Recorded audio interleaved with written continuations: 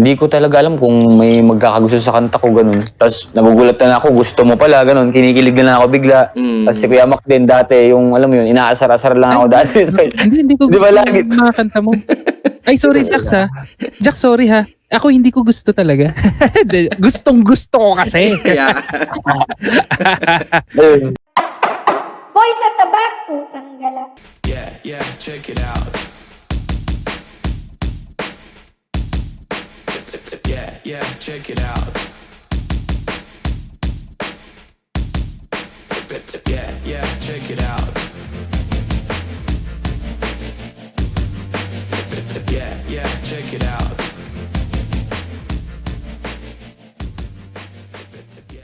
Welcome sa Row 4. Andito tayo ngayon uli, mga classmates. Ako si Ton.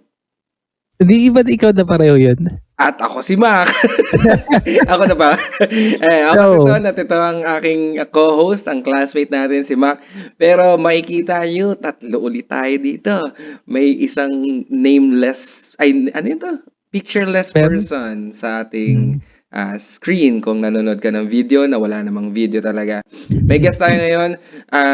Medyo special, parang anong magandang term? Special? Special child siya. Hindi. Yung episode Ay, parang hindi. exclusive. Ay, episode. Yung exclusive. Music special. Yan, music special. Alam niyo yung naalala niyo yung mga Foundation Day, ganon. Di ba? Yan yung kausalan, yung mga music fest, ganon. Battle of the Bands. Yun. Sa school niyo ba may Foundation Day? O wala? Sa amin lang, pang mayamang school lang. Hindi ko matandaan eh. Sa fourth. Yung dadalhin Pero yung, merong battle. dadalhin yung tita o dadalhin yung nanay, ganon. Yun ba yun? Oh. Hindi. Wala. Wala? Wala yata kaming ganun. Pero iba pa yung Battle of the Bands. Separate Hindi, event minsan yun. kasi may ganun. Parang, kunwari, yung Foundation Day is parang kung ano-anong pakulorin yung ginagawa. Shit. Kung ano-anong shit. So, minsan, yun, may parang patugtog, ganun. Pero iba rin yung Battle of the Bands, may ibang event naman. Kunwari, yun, usually, pwede rin sa Sports Fest, ganun. Kasabayan rin ng Sports Fest yung mga Battle of the Bands. So meron bang Battle of the Bands sa inyo? Meron nagkaroon, ang alam ko. Pero, ewan ko kung Foundation Day yung may time na may tumugtog na mga banda sa amin eh. Alam ko pati parokya tumugtog doon, live tilapia. May ganyan rin. Ayun, so baka yun pala yung Foundation Day namin. Hindi mo lang na-found. Hindi ko lang nahanap. Wala lang foundation yun. Wala lang pundasyon yung mga estudyante doon kasi. Anyway, so music special lang episode natin ngayon. So, medyo back-to-back episodes. Iba-ibang genre ang daanan natin. So, unahin na natin, ipapakilala ko ang ating special guest for tonight. Nandito ang isang member ng The Good Hood mula sa bayan ng Dagupan, Pangasinan, kung saan kami pinanganak ng aking utol na hindi pala pinanganak ang aking utol, siya pala yung bumaksak sa bubong at covered ng tae na may balahibo. Yun. Yan. Tapos, so, ito, matagal na siya sa sining ng musika. Eksena ng musika pala, sining. Sining ng musika. Eksena ng musika. Ilang taon na ba? Hindi kami nag-research eh. So, kakausapin lang natin, guest natin for today, it's Tiago. Kilos at balik dito sa musika na hilig ko. Ako inisabik, talagang punong-puno ako na linyang kukulit. Sa tahimik na mikropono, pipigil ay punit, parang error sa nasulit ko. Walang imposible, yan lang ang gagi kong naririnig. Darating ang araw na madami din ang bibilib. Hindi akalain na madami nang nakikinig. Hindi akalain na madami din ang bibilib. Yeah. Yo, Tiago. Sinample na nagkakagulat ako. Putang ina. Hindi ko magsasample si... Nag-joke pa nga ako eh. Kaya ka ba nag-mute? Nagpa-practice pala siya doon nakamit kanina. Mag-practice. Ako pala si Tiago ng The Good Hood. Ako pala si Tiago ng The Good Hood. Yeah. Tsaka, ito pala si Mac. Ito pala yung segment ko. Naging segment ko na. Siya na yung nag-intro. Bakit Tiago ang napili mo? Bakit hindi Mojax? Tangina yun yung lagi namin binibiro sa DJ Mojax. Ba't di yun? Ano siya, sa apelyido. Bakit? Ano ba apelyido mo? Santiago kasi yung, sa Santiago yung apelyido natin, di ba, gitna nyo, Santiago rin. Hindi oh. So, hindi, obviously, sa Santiago, sa clan name natin. Ah. Hindi, Ayun, so yun Santiago, talaga, yun lang. hinati ko lang siya. Yun lang yung pinaka-rason talaga. Oo, yun lang yung pinakarason. Hinati ko lang talaga siya. Represent. Nag-research ka dyan kung meron ka ng kapangalan. Meron eh. Pero, pero hindi ko alam na, hindi ko Inakala. alam nung ginawa ko siya. O parang nalaman ko na lang nung nagawa ko na yung pangalan na yun. Parang ayaw kong iurok. Iurok ko ba to? Pero siguro, hindi, magkalayo naman eh. Parang ibang, alam mo parang Latin yung nila, yung lengguwahe nila ganun. So hindi siya sa Pilipinas, Ah, sa ibang bansa. sa Pilipinas eh. Kaya Wak yun. Wak. Mga wak. Hindi naman siya sisikot eh, ba? Hindi, joke lang. Oo. Hindi, tsaka naman eh. Talagang hindi naman siya tipong, kunwari, umiisip ka ng MC na kunwari, Starfire, ganun. Siyempre, yung Malayo. Starfire. Starfire. Hindi, yung Bubugin ng apoy. galing naman sa pangalan. Kining eh. apoy. habang kining amoy. Boy, bawang. Ay, yun. Starfire. MC Starfire. Ito yung tugtugan ni MC Starfire. Wala, mga dreamy na songs. Mga Starry Night. Si SF. So, paano ka naman napasok sa larangan ng musika? Napasok ako sa larangan ng musika. Matagal na, nung bata pa ako. Pero nung napasok ako sa pagiging artist, nasa 2016.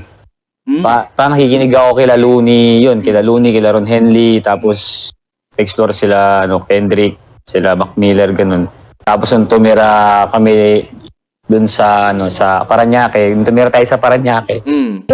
Nung tumira tayo sa Parañaque, dun ko nakilala yung Barrio Verde, na parang na yun yung grupo ni Al James, yung Barrio Verde na yun.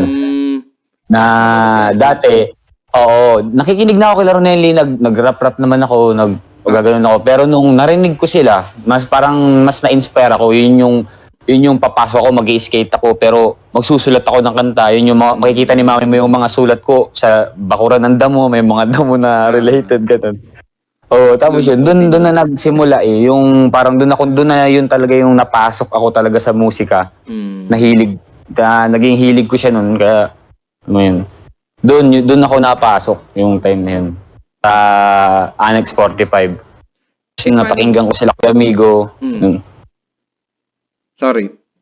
Sila Kuya Amigo. Sila Kuya Amigo, sila Kuya Ingkong.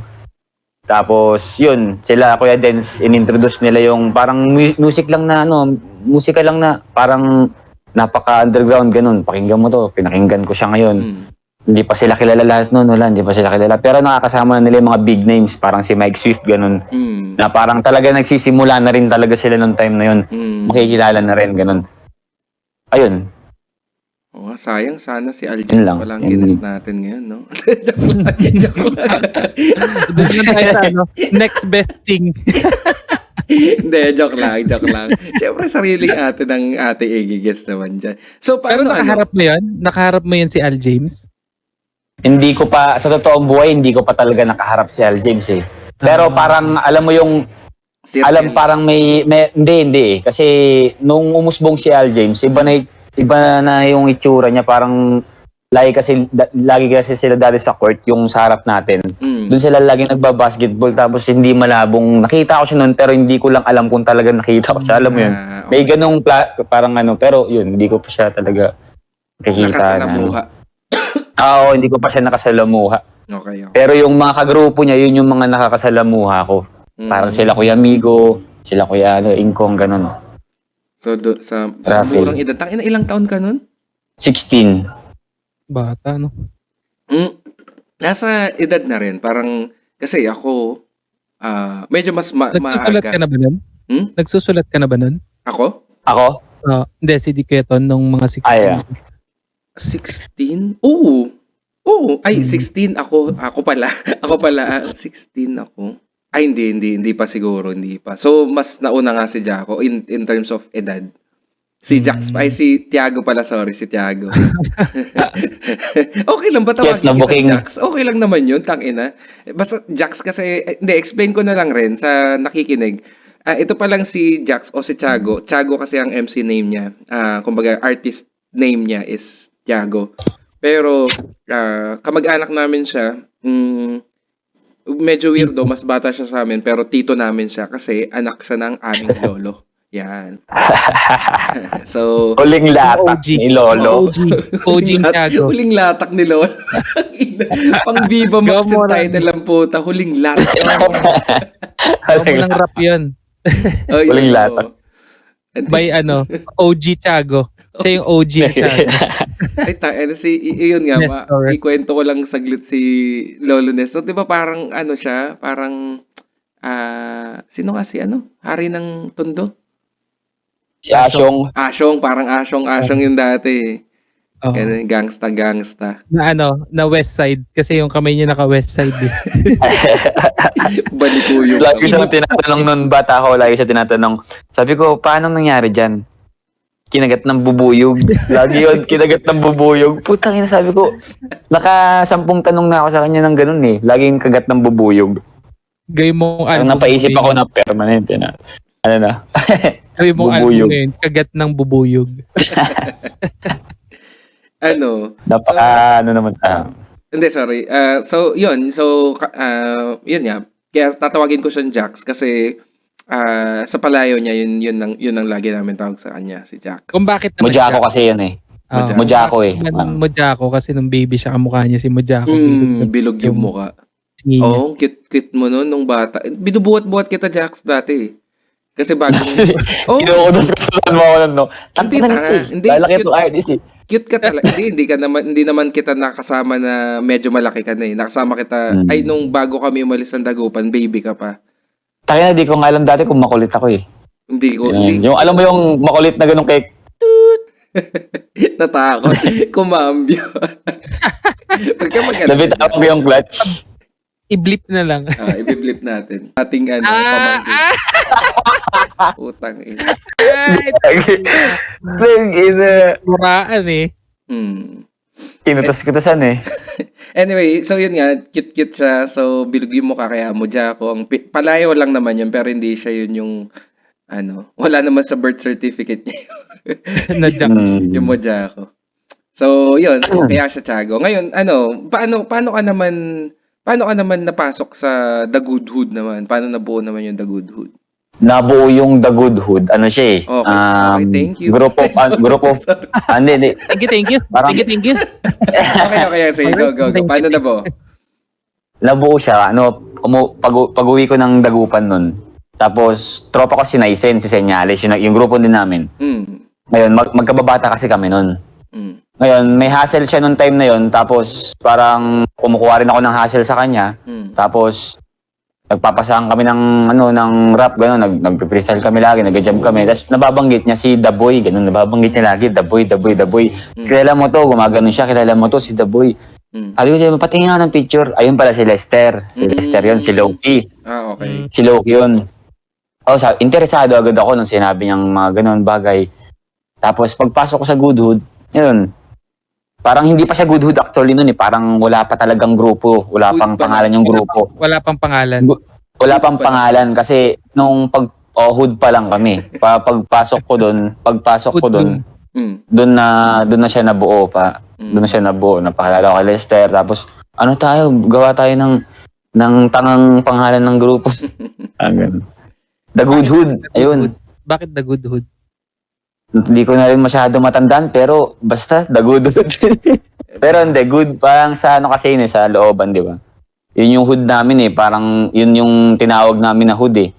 Tapos parang ayaw na lang din namin The Bad Hood, parang ginawa lang namin The Good Hood kasi parang inisip din namin nila Lester nun, gumagawa rin kami ng mabuti sa mga hinahasal namin, ganun. May mga, parang alam mo yun, hindi kami isang salot kami, pero hindi yung salot na salot. Diba? Parang good pa rin. Naman sa sarili mo. Ganun pa rin ba? Parang kaya medyo ginawa The malapit Good siya Hood. sa Dagupan eh. The Good Hood. Ayun nga, The Goops Dagupan. Hood. Nasasabihin ko eh. The Goops Hood. Dapat yun na lang pala. Hindi. Dagupsud. Ayo nga, no? Papalitan na namin yung dagupsud na. Hindi, sa amin. Pero pwede rin. Lalabanan namin yung good hood. The Goops Hood, akala mo wala na. Andito lang kami sa bunuan makikita. Ayun. So, isang tanong ko lang, Jax, bago tayo mag-proceed pa sa ibang questions natin na dapat pala inuna kong tanongin to. Ikaw ba ay isang raw force student? Oo nga pala. Raw for student ako. Oo, putek na yan. Yan na, tapos Yung mga raw for na yan. Tawag dito, yung mga raw for na yan, yun yung mga yung may mga lihim, yung may mga tinatago. Ayaw nila sa harap kasi alam mo yun. Anong tinatago nila? Shabu. Ebot. Shabu. Okay. Tama ba yung pinupunto ko? Oo, tama naman. Hindi, tinanong ko lang kung ano ka, kung raw for ka ba o ano. Though alam ko naman, syempre. Alam ko may same pa nga kaming naging teacher niya ni Jax yung kinoment niya. Si Ma'am Aganos. Maganos. Yung mga demons. Mga demons kayo. Tangina, naalala ko nun. Yung sa may Sipa. Di ba Sipa nun sa Makati? Doon ako nagulat, galing akong probinsya. Tapos bigla ako mag-aaral sa ganong kalaking school. Parang nagulat ako, ito pala dito, ang lalaki nung tingga. Ang bigat nun. Isa probinsya ako, parang liit lang eh. Then, bigat. Ngayon, may kotse si Ma'am Aganos, di ba? Nabasag yun. Ang nakabasag dun yung tingga nung Sipa. Tapos naiwan sa headlight niya yung Sipa. Pagkakayat niya ngayon, sino dito yung mga nagsisipa? Santiago, parang ganun. Tinawag niya kami agad nila Aldanese. Kami lang kasi yung nagsisipa dun eh. Pinatayo niya kami lahat, sabi niya. Biglang sabi niya, kung sinong makakapagturo sa akin, kung sino ang nakabasag ng headlight ko, ipapasa ko buong taon sa kanya. Sabi ko, inisip namin, tangina, shit. Parang inuhuli niya lang din kami. Snitch time nga talaga. Snitch time, pero wala, tangina. Walang nahuli. Masaya kami nagpapansit kanton sa baba nila Melension. Huwag niya na kaming Bagsak, no? Oo, sabay-sabay na kami bumagsak. Sabay-sabay na lang kami bumagsak. Ganun. Si Mabaganos. Ain't no stitch. Pero yung pangalan niya parang ano yun, parang pang metal band, Aganus. Kami pala ang bandang Aganus. Gusto namin, mga demons kayo. Tsaka kasi talaga yung demon eh. Okay. Ay, nagpapadakwok yun eh. Oo. Ano, Jax? Kailan mo na realize na marunong kang may talento ka sa musika? Hindi ko alam kung na-realize ko na ba. Parang hindi ko alam eh. Hanggang ngayon hindi mo kino-consider na hindi eh. Parang nagagawa ko lang nga siya eh. Ganun. Kasi madami pa, parang andun pa rin yung paggalangan sa lahat ng gagawin ko. Parang hindi ko ma-realize na. Puta, may music video na. Ano pa rin? Oo nga. I-claim mo na. I-claim mo na sa Palawan. Oo, mamaya. Pero paano ang proseso mo magsulat ng Ayun, tama. Ayun, yan. Nasanay ako sa pagsusulat dati. Pagpapakinggan ko muna yung buong beat. Ganun. Tapos parang i-embrace ko muna yung beat na ganun. Para hindi ako mangangapa. Para meron na agad yung mga tumatakbo sa isip ko. Ganun ako magsulat dati. Pero nung tumagal-tagal na, nagbabago din yung way ng pagsusulat ko eh. Parang ang nangyayari, pag may napakinggan ako ng beat, 10 segundo pa lang ng bagsak pag ayaw ko na, hindi ko na siya susulatan. Hindi ko na siya pinapakinggan buo kasi alam ko yung magiging tunog nun, ganun din hanggang dulo. Pero tama naman din yung mga nagiging ganun ko. Kasi ayaw ko talaga yung beat ngayon. Pag may beat na 10 segundo pa lang na boom bap, nagustuhan ko siya, diretso na yon, susulatan ko na agad yon. 10 segundo pa lang yun na bagsakan, sinusulatan ko na yon. Hindi ko na siya ginagawa yung dati na pinapakinggan ko muna yung buong beat. Ganun. Okay. Kaya ang ano lang nun, ang pagkakaiba lang nun, medyo nahihirapan ako sa way ko ngayon. Kasi parang doon ko masasabing doon lumalabas yung writer's block na tinatawag nila na kasi hindi ko kasi pinakinggan yung buong beat eh, parang ganun. Pasaway din pag na masakit din sa utak yun. Ganun na yung way ng pagsusulat ko ngayon. Papakinggan ko yung beat 10 segundo, pag ayaw ko, hindi ko papakinggan, pag ganun. Lalapatan ko siya agad. Kaya nga, buti nga minsan mabilis akong makabuo kasi tangin. Mahirap magsulat ngayon, animal. Pero nagigets ko yun eh, yung may moment talaga. Tulad nung yung nagawa kong kanta, yung Tinatamad na isang saglit lang, parang oras lang nabuo ko na siya. Pero meron rin yung, kunwari, parang gawa nga akong kanta, ganun. Yung iisipin mo lang talaga na yung pagpilinano mo, nagagawa ka ng kanta, yun pa madalas yung yung matagal. Parang hindi ko na masundan, parang ganun. Totoo yun. Totoo yun. Na parang 'di ba may tinatapos akong 4 na kanta sa album na rin sana yun. Ngayon, hindi ko talaga siya maibuhos pa, parang pag biglang mamaya pag nauumay ako mauumay ako bigla, pag naumay ako bigla ibang beat na, ibang kanta na naman, ganun. Yun naman din yung maganda din doon kasi nadadagdagan yung kanta mo eh. Pero kung hindi mo man okay lang yun. Pero okay lang yun kasi may babalikan ka eh. Yun din yung tama. madalas na nagagawa kong tama sa mga ganun, yung mga scratch. May mapupulot pa doon eh. May mga ako hindi ko dinidelete lahat yung kasi parang may napagtatagpi pa pala ako, may mga hugot pa pala ako doon. Okay. So parang kumbaga may storage ka ng mga piyesa. Oo. Oo, hindi. Okay. Okay. Di sige. Di siya. Di rapper ka na. Di meron ka bang, hindi, nasabi mo na yung ritual mo eh. Ngayon, kung sakali, tayo, kunwari, nandun ka na sa Tugatog ng Tagumpay, may gusto ka bang makakolab? Sinong pangarap mo makakolab? Kahit sino. Ron Henley. Patay pa. Ron Henley. Ron Henley. Hindi mo lang ako sinuspense ng onte. Ron Henley. Siya talaga yung... Isa ba siya sa makukonsider mong pinaka-idol mo? Oo, kasi bakit hindi ko siya masasabing ganoon? Kasi yung parang halos lahat ng kanta niya, yun yung mga alam kong kabisaduhin. Parang yun lang yung pagkakaiba din sa iba na idol ko. Mas madami akong alam na kabisadong kanta niya. Kaya doon ko na yung buhay ko kasi tumakbo din sa mga musika ni Ron Henley. Connected siya lahat. Doon ako na-believe. Doon lumabas yung pagiging idol ko sa kanya.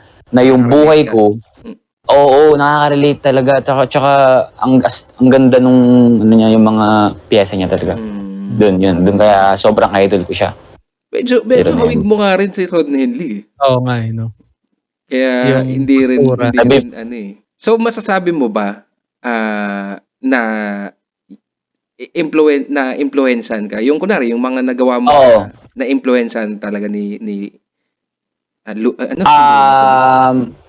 impluwensya nila yung pagiging creative ganun. Pero yung way ng paano ko ba masasabi yun? Hindi mo sasabing katulad sa kanya. Oo, kasi parang gusto ko naman yung part na yun i-consider na ako yung main character nun. Hindi ako humango. Alam mo yun, hindi ako humango. Inspiration ko lang din sila. Pero napag-usapan na rin naman natin to, napagkwentuhan natin before na hindi naman masama na yung may makukuha ka talaga, parang mahahawa ka na influence eh. May mahahawa ka talaga sa sino yung idol mo. Kunwari, yung iba sa mga, kunwari yung isa kong kanta. Hindi, wait lang, hindi ko tapatapusin. Sige. Oo nga, tama. Yung hindi naman maiwasan talaga yun eh. Kasi kukuha ka pa rin ng yan. Hindi mo man siya kokopyahin. Hindi mo man siya kokopyahin. Oo, hindi na kokopyahin. Parang yung idea lang ba na pwede pala ganito. Idea, mga style. Meron pa rin talaga yun eh. Totoo yun. Yan, baka may mga naka-adapt nga ako din talaga sa kanya eh. Which is okay lang kasi kumbaga naman yan eh, parang kasi syempre sasabihin nila 'di ba na parang dapat may originality ka. Hindi, nandun na tayo. Pero, ayun, tulad nga ng sabi ng idol natin na si Rico Blanco, lahat tayo is, lang rin, co-creator. Parang gano'n. Oo. Ganun din yung sinabi ni Looney. Lahat ng, walang nag-umpisa sa, hindi, nakalimutan ko eh. Pero ganun din yun. Related din sa sinasabi mo. Kumbaga meron, sa tingin ko meron na yung, parang napaka-imposible kasing hindi ka makikinig tas wala kang maa-adapt sa kanila, 'di ba? Oh. Oo nga, oo Meron nga, naman oo nga. yung nahahanap nila yun yung mga swerte, parang Yung swerte sariling rin. boses nila. Ha? Mm-mm. Nahanap nila yung sariling style or boses nila. Yung nakakabuo sila ng nung sarili nilang kunwari si example ko na sa Jay Mara, 'di ba parang hindi ko siya maihalin tulad sa ibang rapper eh. Ibang-iba yung dating niya eh. So, yun, swerte na lang rin yun, yung mga ganon. Pero, yun nga, kung para sa akin lang, kung bilang musikero, kung maganda yung kanta mo, tas sasabihin nila na, parang si ganito lang yan eh, parang ganon, or kinuha niya lang sa ganito. Pero kung nagustuhan, hindi mo naman kasi gagawin yung kunwari, yung kanta, para dun lang sa tao na, alam mo yun, ginagawa mo naman yun para sa sarili mo. So, yun lang. Siya ba yung una mong si Ron Henley ang una mong narinig rapper? Hindi nga eh. Hindi nga din yung Naalala mo pa kung pinagtataka ko eh. Glock 9 siguro. Glock 9. Isa rin niya si Idol Glock eh, no? Galing rin nun. So, si Ron Henley ang gusto mong makakollab if ever. Ron Henley. Mangyayari Putik yan. na yan. Tandaan nyo tong episode na to, mangyayari yan. Manawagan tayo kay Ron Henley. Ron Henley baka. Hindi kasi, parang sana hindi ako nagkakamali na. Kasi parang ano din kasi yun, mabait din na tao. Alam mo yun, nakita ko sa sa lifestyle niya lagi. Parang hindi naman di yung parang lifestyle niya. Siyempre, nakapalo ako sa kanya, matik eh. Yung tipo, parang ang dami niyang collaborations. Kasi makikita mo isang rapper pag pag hindi niya gustong makipagsalamuha sa maraming tao, ganun. Hindi siya tatanggap ng, si Ron Henley kasi sobrang daming collaborations yun sa mga underground music, sa mga mga hindi pa kilalang rapper, ganun. Nakikipag-collab siya, parang doon pa lang makita ko na sana mangyari din. Kasi parang napaka-humble niya rin talagang tao. Ganun. Saka vice versa, siguro maganda nga ugali niya sa music, kaya kinukuha rin siya ng iba. Parang si Glock. Parang kung sino-sinong banda kumukuha kasi siguro, ayun nga, bukod sa magaling, approachable, professional. Approachable. Oh. Ayun. Approachable. Approachable. Approach egg. Ay, tignan mo itong, baby boy, yung approachable. Yung mga advice, meron ka ba Ayan sa yun pala. tingin mo? Yan. May advice, Jax, sa Kunwari, mga gusto rin magsulat? kunwari, Jax, yun, sa pagsusulat or sa pagpa-perform, anong sa tingin mo ma-advise mo ngayong ilang taon ka na rin sa sa music industry, di ba? Sa music scene rather. Wait lang. 17, 18, 19, 20, 21, 22, 23, 24. 8 years. Sa 8 years na nag-explore ako sa music, ganun. Yung mga na-experience ko, 8 years na experience. Ang nakita ko sa kanya, parang ang masasabi ko lang, yung sa mga, kasi may mga performer, mga bata na hindi gumagamit ng kung anong klaseng pinagbabawal, mga smoke, alcohol yan. Parang sa mga mas batang ganun artist, kung gumagamit man ng ganun, ayun, iwasan nilang magpaka-high ganun kasi makaka-apekto yun sa performance ng mga young artists, ganun, makaka-apekto sa kanila yun. Yun, tapos ano ba yung Bali, okay lang mag-shabu after.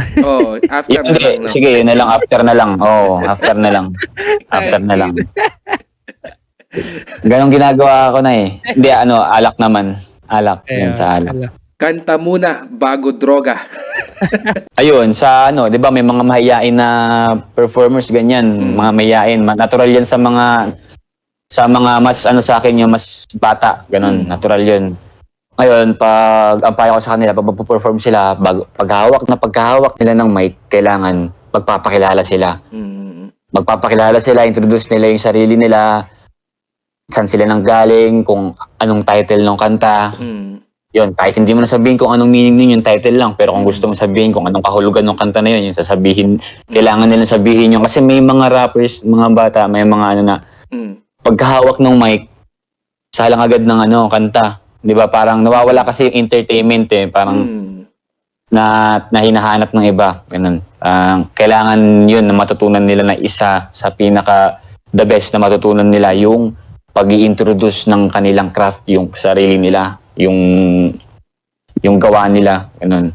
Kasi importante yun para maka-attract. Ganun ako dati, hindi ako gaganon din, hindi ako nagpapakilala ganun. Tapos wala namang din nagsabi sa akin na mga ganun, na-explore ko nga siya sa 8 years, sa buti na lang din eh.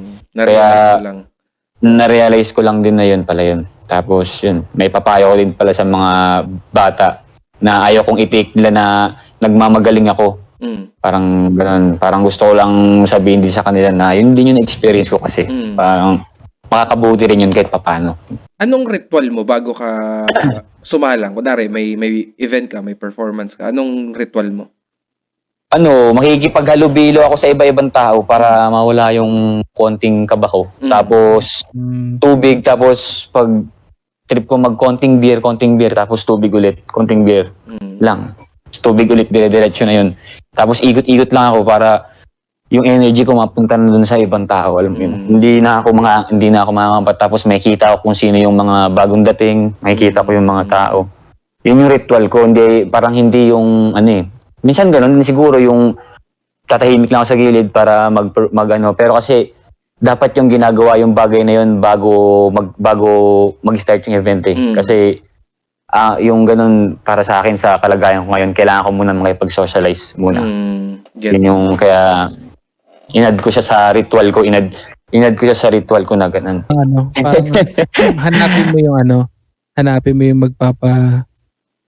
kumaga relax or magpapataas komportable. Papakomportable sa'yo bago ka mag-perform na parang ma-shake mo na yung kaba. Yung kaba. Kasi nakakanginig yan pag kinabahan ako talaga. Kabado pa naman ako. Pero abuti. Nangyari na yung nag-choke ka sa habang nagpa-perform? Hindi pa naman. Nangyari na choke na yung parang Saglit lang, pero yung talagang shit, di ko na maalala, shit. Wala na nun. katakot yun Oo nga eh. Kasi isipin ngayon na medyo napagtanto ko kasi iba yung kanta, tas iba pa yung rap, ang napakadaming words ng rap no? Maganda yun. Tsaka napansin ko rin yung pumunta tayo sa isang event na yun nga panay, hindi ka uminom nun nagtutubig ka lang. After na lang. Naalala ko rin nung sasalang na siya mismo. Parang hindi mo na siya maabala eh. Parang nakaano na siya eh. In the zone na. In the zone na eh. Trinay kong apiran. Parang hindi niya ata napansin na ako yung umaapir. Umapir naman siya pero parang blanco na eh. Or yung naka-focus na nga dun sa kasi malapit na silang sumalang talaga nun. And then, maganda yan gawin ng mga young puta pag nagawa nila yung ganong ritual na putang ina. Hindi sila tatanggihan ng mga nag-open mic kasi isa pa sa isipin natin yung mga gumagawa ng event na yun. Kasi makita nilang sabog tayo. Anong yun. Hindi na namin kukunin to kasi unprofessional yun. Unprofessional yun. Kasi dati unprofessional kami gumalaw eh. Alam mo yun, mabuti nga yung mga nakakasalamuhan namin dati, nakikitaan din kami na parang immature pa tong mga to, ganun. Ganun, parang, di ba? Hilaw pa, may hinog at may hinog yan eh. Pero yun, sa mga kung gusto nilang mas pero ma-explore din nila yun. Hindi, pero yan yung mga yan yung mga nabibigyan na ng chance mag-perform eh. Paano ka nagsimula? Nabanggit mo na rin yung open mic eh. Doon ka ba nag-start na Nag-start ako sa open mic. Oo, yun din pala yung isa sa masasabi ko dun sa mga mga kapwa ko rapper na mas bata sa akin na hanggat may open mic, sumalang kayo ng sumalang. Kasi sumali kayo ng sumali sa open mic, walang bayad dyan, walang entrance yan. Open mic lang kayo. Kumbaga, doon basta, kung trip mo talagang mag-rap, pwede mag-rap, kagayahin mo ako, ganun. Kung trip mo talaga, kasi gusto mo talaga yung ginagawa. Parang kung mararamdaman mo naman ata yun, katulad nung kay Jax na trinay niya na mag-open mic, nagugustuhan niya. Swerte talaga kami kasi alam mo yun, na wala kaming dapat ipagmayabang na kami yung parang alam mo yun, meron pa din talaga kaming root. Buti nga kasi hindi kami ganun mag-isip. Yung iba kasi hindi na nila iniisip yung root nila eh. Yung feeling nila sila yung yung God nagsimula, pero pangit yun. Kailangan tignan nila yung root nila. Kasi wala namang masama kung titignan nila yung root nila tapos rerespetuhin nila, di ba? Yung parang yun, kila Kuya Jay, yun ang mga root namin dun. Puti na lang dati. Yung nagtayo ng ano yan, ng The Spot. Yung The Spot na yan, napaka-solid talaga niyan. Yan yung nagbigay ng pinto para sa aming mga young artists. Kahit sila kasi ano sila yung mga artist sila sa mga ang tawag dito, mga mural arts ganun. Tapos mga graphic designs ganun yung mga ginagawa nila. Kumbaga kami rap artist kami. Kumbaga siningit pa rin nila kami doon kasi artist pa rin naman art pa rin naman yung art 'di ba? Yun ang maganda na nangyari kasi na Swerte nyo actually yung hindi nila kami isinantabi. Yun, tapos pag may event na yun, yayain kami ni Kuya Jay. Si Kuya Jay kasi, si John Patrick kasi, ano yan ano natin yan, kalugar natin yan si Kuya Jay. Kapit-bahay lang natin din yan. Kaya, nung bata pa lang ako, kilala ko na yan. Idol ko din yun si Kuya Jay. Kung local, yun, di ko alam kung maano rin ni Kuya Mac to Kung sinong idol ko sa local, si Kuya Jay. Si Kuya Jay yan, idol ko sa local. Sa Pangasinan sa Dagupan. Pinaka-idol ko na artist dun si Kuya Jay. Kasi dyan isa rin siya sa, yung may madami din akong napulot na bagay. Ano mo yun? Yun. Kasi matatawag ko na idol yan pag madami ako napulot Yun. Doon. Yun. Isa rin yun si Kuya Jay. Nagpapa-open mic hanggang sa sinasama kami sa Daluyon, mga ganun. Na hindi pa kami ganun kadaming sulat Bado nga kami. Start namin nun Pero ginrab namin yung opportunity na yun. Hindi kami nahiya. Ba't ka mahihiya kahit ang daming nanonood na tao? Ba't ako matatakot? Duterte, draw tayo! Hindi yun, ba't ako mahihiya? Parang, tangin na, mabuti nga nung time na yun, wala kaming mga daga Yung pag sa mga ganun, ayun na yung sinasabi ko na, sige, shit, gusto mo yan Hindi, salang ka lang na salang, tanggalin mo yung hiya. Yung Daluyon, ang daming tao nun, puti. Daming, nanonood pa yung ex ko nun yung Hindi ko ikakap yan. Bahala ka. Asawa mo mag-explain. Sinong ex yun? Hindi, alam niya yun.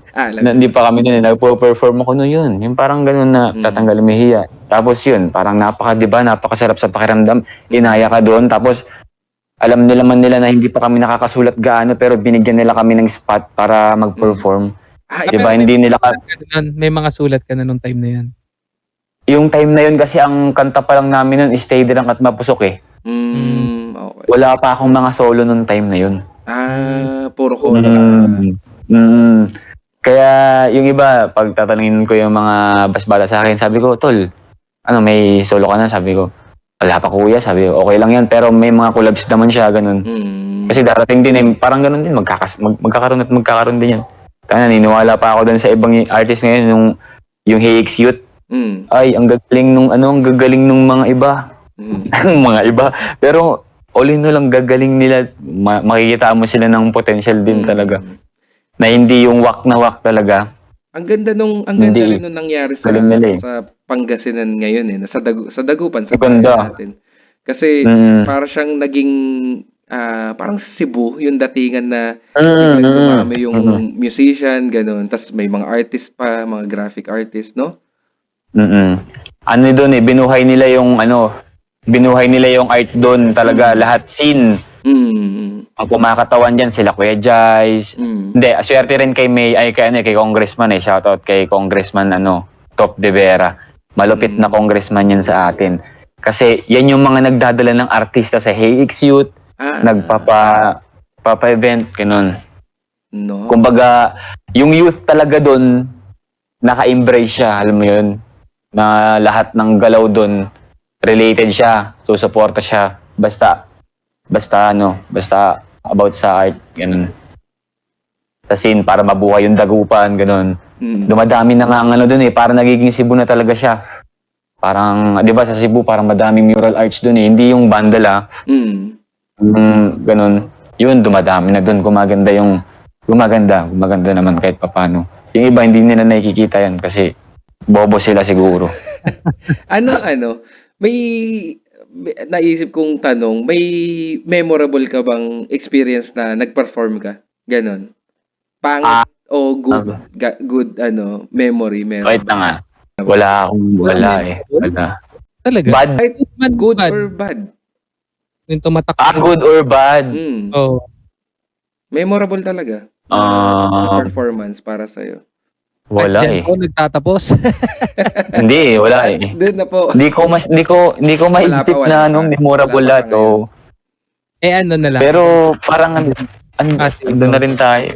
Sige. Pero parang hindi ko alam eh. Hindi ko parang sa sarili ko kasi hindi ko alam ata yung sariling yung salita ganun. Kahit yung nakasama mo yung mga kuya mo, hindi man lang memorable. Oo nga. Hindi, gagi. Sige, tanungin mo ako ngayon. Sa music yan, di ba? Oo. Tanungin mo ako ngayon kung may naging memorable ba nung sa PRC. Siyempre yun, may masasabi talaga ako. Kasi, Hindi, huwag yun. Memorable Yung talaga. Sa music. Joke lang. hindi, yan nga. Kumbaga, Ano sa yung- music Mac, kasi, Ano yung tatanong mo, Mac? Kasi syempre nakikilala ka na dun sa Dagupan, di ba? Kailan mo Sakto lang. feel na parang, uy, may napapansin na sa akin na yung kahit hindi mo kilala, ganun, or lumapit sa'yo na hindi mo kilala. doon yung kilos at balikwan. Doon ako natuwa. Natuwa ako na, natuwa ako. Natuwa ako doon kasi yung mga kababata ko yan, mga nakikita nila sa Facebook yan, nagpo-post ako pero hindi sila nag-share. Pero alam nila nag-rap kami. Nung time na yon nagsipunta sila lahat.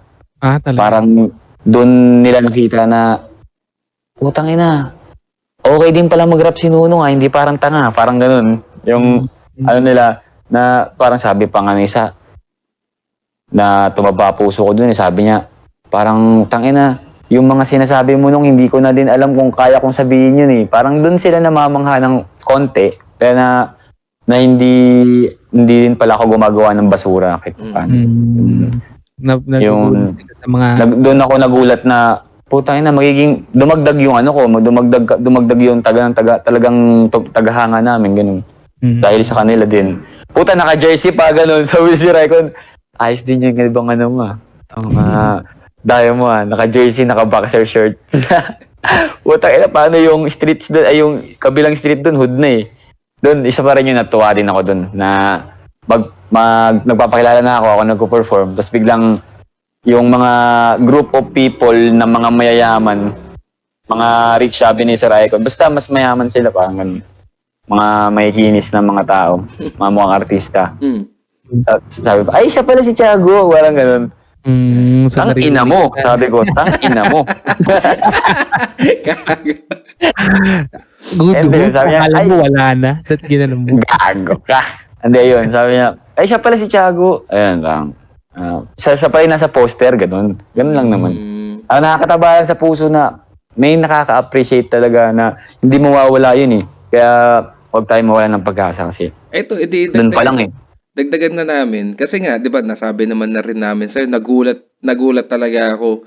Nagulat ako nung yun nga, nung event na kasama kami. Tas nung bago pa kami sumalang ni Makmak, tas nakita ko nagpa-perform ko, sabi ko iba pala talaga yung persona ni Jaco pag performer versus sa yung normal na tao. Compared yung kunwari yung normal na tao versus sa persona na pinapakita niya sa stage pag yung nag-event na ibang-iba, magkaiba talaga. Ang galing biglang nag-transform eh. Nagsasalita ng diretso. Yo. Nagsasalita ng diretso, bubulol. Nag-engage sa mga tao. Nakakatuwa rin. Nakakatuwa rin no. Nakuha ko na yun, ganong skill. Putik niyan. Ganda yun. So, sa tingin ko, pwede mo namang, by the end of this episode, pwede mo nang sabihin na ito na yun, mako-consider ko na marunong kang mag-rap. Yun yung tanong natin kanina eh. Na kailan mo na-realize na marunong ka or may ability ka mag-rap. Ito na yon by the end of this episode. Ngayon. Ngayon, nalaman ko na may pala ako. May abilidad pala ako mag-rap. Dapat pala, hindi pa sinabi yun, Medyo napalalim lang. Hindi, pero nagigets ko naman, yung syempre, hindi, ako na magsasabi. Hindi yun, naano ko na rin na yun, marunong ba rin pala ako. Alam ko din pala magsulat talaga. Kasi may mga nakikinig eh. Hindi. Tsaka, yun nga, nung una kong napakinggan yung Kilos at Balik, sabi ko, okay to Sabi ko, okay to, maganda. Hindi ko nga alam talaga na may mga magkakagusto talaga. Parang sa level ko ngayon, Hindi ko talaga alam kung may magkakagusto sa kanta ko, ganun. Tapos nagugulat na ako, gusto mo pala, ganun. Kinikilig na lang ako bigla. Tapos si Kuya Mac din dati, yung alam mo yun, inaasar-asar lang ako dati. Hindi ko Di gusto ba lagi? yung mga kanta mo. Ay, sorry, Jax ha. Jax, sorry ha. Ako hindi ko gusto talaga. Gustong gusto ko kasi. Yeah. Ayun, tangin na. Pero yung nga yung lagi kong sinasabi, hindi ko alam kung kay Ange or kung kanino man, na yung, especially yung Kilos at Balik, ang pandinig ko talaga doon pang mainstream. Pwedeng pumasok sa mainstream yung kanta na yun. So, iyak ka na. Hindi, ito pa isa. Yun, hindi natin masasabi talaga rin yung swerte. So, mag-example na lang ako. Kung nanonood kayo ng Stranger Things, meron kanta doon na sumikat ngayon, pero matagal na talaga siyang kanta. Pero ngayon siya nag-boom sa mga kabataan. So, parang si ano rin, yung nakwento ko rin sa Jaco, si Van Gogh. Yung painter, yung artist, ganun. Na hindi alam niya, parang fail siya. Namatay siya na akala Namatay niya na lang siya. fail siya as an artist. Pero kung alam niya lang na yung pintura niya, yung pininta niya ngayon is mahal na. Ay, oo nga. Ayun, hindi, kumbaga, more chances of winning kung napakarami mong sulat na gagawin, di ba? Isa rin dyan, balang araw Kaya nga. Pero ayun nga, yung ikaw, gusto mo rin naman yung mga kanta mo, di ba? Parang isa rin yun sa mga feeling kong dapat importante. Gusto mo yung... Oo naman. Hindi Oo, gusto ko yung kanta ko. Nagustuhan ko siya kasi, gusto ko na. Kaya gusto ko na. Gusto ko yung mga kanta ko. Sa'yo muna. Pero, yun nga sa tingin ko rin, ayun nga, kunwari, parang nakagawa siya ng kanta. Siguro, yung kumbaga, gumawa siya ng 3 kanta, tas ang paborito niya yung isa, pero ang nagustuhan ng tao yung isa. Yung parang, alam mo yun, yung hindi niya rin in-expect ba? Kumbaga, ganon. Pero sa akin kasi, alam ko din kung parang may ganun na sabi na natin yung blah blah blah, alam ko madami magkakagusto din nun Yun. Ako, hindi ko nagustuhan. Hindi, tama ka rin. Tama pala, Kuya Ton. Tama ka rin pala yung sinasabi mo na may magugulat ka na, puta na, yan pa yung gusto mo kanta. Meron pala yun na dating, sa exit din yun may lalaking lumapit sa akin, parang pinsan din ng tropa, ganun. Sabi niya, Kuya, ba't di mo tinugtog yung Adik? Sabi ko, talaga? Bakit? Sabi ko, trip mo yung Adik ka. Oo, Kuya, yun pinaka-trip ko sa kanta mo Salat ng kanta mo. Talaga? May dala siyang yung foil. Hindi, pa yun formal pa yung taong yun Kasi yun Oo, parang alam mo yun, nagulat ako na, sabi ko, gusto mo yung Adik na kanta yun. Yun lang, parang nagulat din ako na, yun. Yung katulad na sinabi mo na, Ayun nga, pero, syempre yung rendition natin ang gagawin natin sa blah blah. Yan.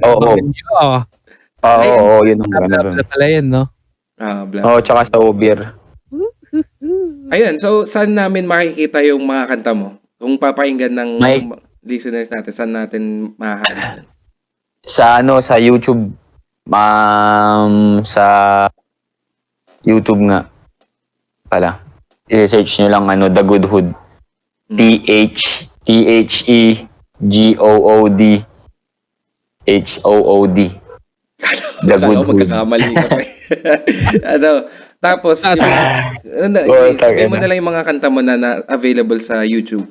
Ayun, ang available sa YouTube na mga kanta namin, Mapusok, Stay Drunk, Blah Blah Blah, Dogtown Freestyle, Soon, Salarin, madami pang iba. Mas maganda i-check out nyo na lang dun sa YouTube namin. YouTube channel. May music video na Ayun, yung Kilos at Balik pala, may music video dun. Pwede kayo manood. Bili muna kayo ng potato chips. Tapos, saka nyo siya panoodin. Yeah. Pag di nyo nagustuhan, murahin nyo ako dun sa comment section. Ayan, pwede. Mas maganda yun, no? So, pero panoorin nyo. Pero murahin nyo. Panoorin nyo. Oo. Last na, saan ka naman, kunwari, gusto ka, kunwari may nakinig na ito, saan ko siya pwedeng panoorin? Gusto ko siya mapanood ng live. Gusto kong malaman kung tama yung pinagsasabi nila Tonton na iba yung persona niya pag tumutugtog na siya sa entablado. Ayun, makikita niya doon. Saan ka magpa-perform? Saan ang event mo ngayon? Next namin na event, kasama ko si Ton at si Mac Uy, ng Row 4. Ano yun ah? Kasama ko sila. Tapos, ang gagawin namin dun sa mga kanta ko, rendition lang. Parang sila yung bubuhat sa akin. Bubuhat. Grabe ka naman. Exit yan, Kilos at Balik Part 2 yan. Yan, ang tutupadin namin ngayong mga susunod na buwan. At balik. Kilos yung Kilos una. at Balik. Part 2. Okay. Part 2. Ayos. Oh, shouts out. Shout out mo yung mga tropa mo. Go. Shout out pala kay Lester, kay Grind, kay Senyales, kay Russell, at kay Loki. Kay Kenji, kay Jonathan George, kay Jonel, mga nakikinig ng podcast na to. Tapos Justin Paul, hindi ko na masabi yung iba. Yari. Okay na ako dun. Yari. Sila Mac. Ay, oo, sila Si Mac yun, shoutout pala kay Mac, kay Mark Glenn, kay Nano, Jai. kay Pipoy, kay Kuya Jai, sa mga Galila artists, si Rehas, Ganda ng pangalan. Sir Icon. Galila artist. Galila. Ganda nun ah. Diba? Sir Icon niya. Lahat kayo, basta sila na lahat yun. Hindi ko na wala akong kasi listahan. Ano yan, Mac? Yung Galila, yun ba yung may bata na nag-perform nung habang set nyo? Tama ba sila yun? Oo, sila yun. Galila. Mga Galila, art. Oo, ang ganda Walid yung pa ngayon. Maganda Yun rin yung yung concept nung event na yun na may para sa mga, para may idea na ikinig. Habang may nag-perform na mga artist, hip-hop artist o mga rock artist, ganyan. Basta mga artist, music artist. May nagla-live art naman doon sa gilid, nagpipintura, nagpe-paint siya habang nagpa-perform yung Ang galing ng idea. Ang ganda doon. Yung shout out sa Ang ganda doon, supportive yung crowd, supportive yung artist. Lalo na si Jai idol ko rin yan. Nakakatawa rin si Jay nung lumapit nung after natin eh. Shoutout kay Sir Icon. Paano nyo na isip yung rendition nga natin sa blah blah blah? Ako, ang galing ko eh. Hindi, joke lang. Hindi, yun eh. Parang natatandaan ko mag-event ata ako nun. Ayun yung papunta na tayo ng Dagupan. Ayun. Yung sabi ko sa'yo, kaya may event ako. Pero gusto ko sanang gawin mong acoustic version tong blah blah blah. Diba yung sabi ko sa'yo. Tapos, yun, doon na nabuo na i-apply mo na yung mga bagay na gusto mong gamitin doon sa pyesa na yun. Tapos, biglang anong nangyari nun, binuo natin, parang tayo na yung bumiyahe ng Dagupan para i-perform yun. Diba? Tapos, pinasabay ko yung Mac. Tapos, kinapa naman ni Kuya Mac. Kaya nabuo siya ng ganun. Tapos, magiging banda tayo ngayon. Yeah. Tapos, sisikat tayo. Tapos, mga apak tayo ng tao. Oo, yun rin, pangarap ko rin yun. Yung, sino ka? Get out of here! Get out of our, room! Yung mga puta. Nabaliw na pala sa part. Ha? Hindi, joke lang.